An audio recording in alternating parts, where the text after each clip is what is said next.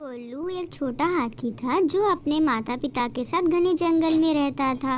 गोलू का मन बहुत चंचल था और उसकी आंखों में हमेशा एक अजीब सी चमक होती थी, मानो वह कुछ हमेशा नया और रोमांचक खोजने की फिराक में रहता हो।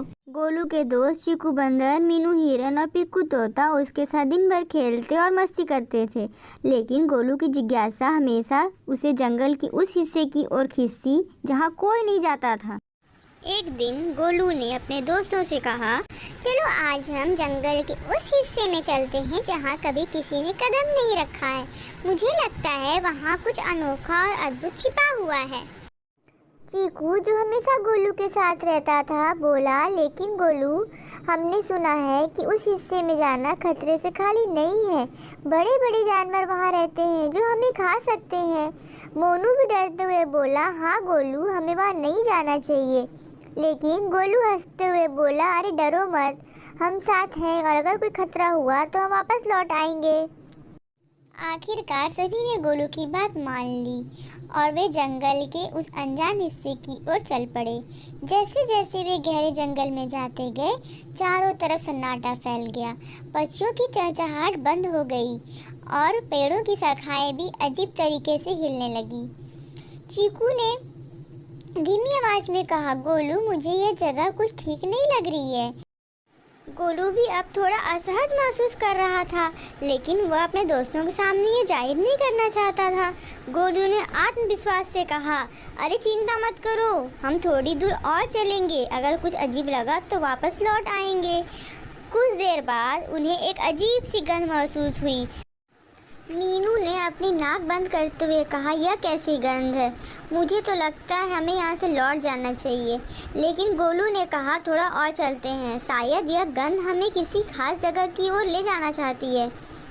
चलते चलते वह एक बड़े गहरे गुफा के सामने आ पहुँचे। गुफा के अंदर से हल्की सी रोशनी आ रही थी। पीकू, जो अब तक सबसे चुप था, फुसफुसाते हुए बोला, गोलू, यह जगह बहुत अजीब है, हमें वापस चलना चाहिए। गोलू ने उसे शांत करते हुए कहा, एक बार अंदर चलकर देखते हैं, फिर हम वापस लौट जाएंगे। गोलू ने सबसे पहले आगे बढ़कर गुफा के अंदर कदम रखा। उसके पीछे पीछे चीकू, मीनू और पीकू भी डरते हुए गुफा में दाखिल हुए। अंदर का दृश्य देखकर वे सब हैरान रह गए। गुफा के अंदर एक बड़ा सा झरना था जिसमें चमचमाता हुआ पानी बह रहा था। चारों ओर छोटे छोटे रतन जैसे पत्थर चमक रहे थे। चीकू की आंखें चमक उठी। वाह गोलू, हमने तो सोचा था कि यह जगह डरावनी होगी, लेकिन यह तो जादुई है। मीनू भी खुश होकर बोला, हाँ, यह जगह अद्भुत है, यहाँ हमें किसी भी खतरे का सामना नहीं करना पड़ेगा। लेकिन गोलू की आंखें झरने के पीछे कुछ खोज रही थी। वह धीरे धीरे झरने के पास गए और पानी के पीछे छुपे हुए एक द्वार को देखा। गोलू ने अपने दोस्तों की ओर मुड़कर कहा, देखो, यहाँ एक और रास्ता है, मुझे लगता है कि हमें इसे भी देखना चाहिए। पीकू ने डरते हुए कहा, गोलू, अब बहुत हो गया, हमें लगता है हमें वापस चलना चाहिए। लेकिन गोलू ने उसकी बात अनसुनी करते हुए कहा, सिर्फ एक बार और देखते हैं, फिर हम लौट चलेंगे। गोलू ने उस द्वार को धक्का दिया और वह धीरे धीरे खुल गया। द्वार के पीछे एक बड़ा सा कक्ष था जिसमें एक विशाल शेर सोया हुआ था। शेर के शरीर पर घाव के निशान थे और वह कमजोर दिखाई दे रहा था। गोलू और उसके दोस्त डर के मारे कांपने लगे। चीकू ने फुसफुसाते हुए कहा, गोलू, हमें जल्द यहाँ से भाग जाना चाहिए, यह शेर खतरनाक हो सकता है। लेकिन गोलू ने ध्यान से शेर की ओर देखा। उसकी आंखों में डर की जगह करुणा थी। वह धीरे धीरे शेर के पास गया और उसके चोटों को देखने लगा। यह शेर बीमार और घायल है, हमें इसकी मदद करनी चाहिए, गोलू ने गंभीरता से कहा। चीकू, मीनू और पीकू ने गोलू की बात सुनकर सिर हिलाया और चारों ने मिलकर शेर के घाव पर झरने के पानी से सफाई की और उसकी देखभाल की। शेर ने अपनी आंखें खोली और उन्हें देखकर उसकी आंखों में आंसू आ गए। शेर ने धीमी आवाज में कहा, तुम सबने मेरी बहुत मदद की, मैं तुम्हारा आभारी रहूँगा। इस जंगल में जो भी रहस्य है वह तुम्हारी अच्छाई का फल है। इस गुफा में अंदर जो भी कुछ है वो तुम्हारा है।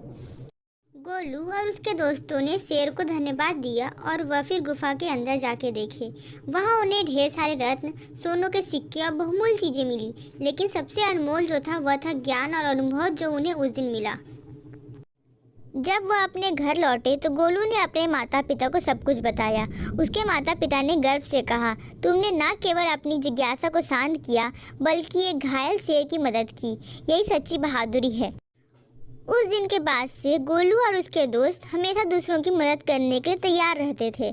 उन्हें समझ में आ गया था कि असली रहस्य न केवल जंगल में बल्कि हमारे दिलों में छुपा हुआ है, जिन्हें हमें समय समय पर खोजना पड़ता है।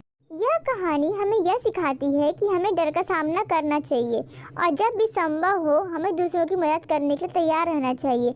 गोलू की जिज्ञासा और साहस ने न केवल उसके दोस्तों को खजाना दिलाया बल्कि उन्हें जीवन का सबसे बड़ा सबक सिखाया।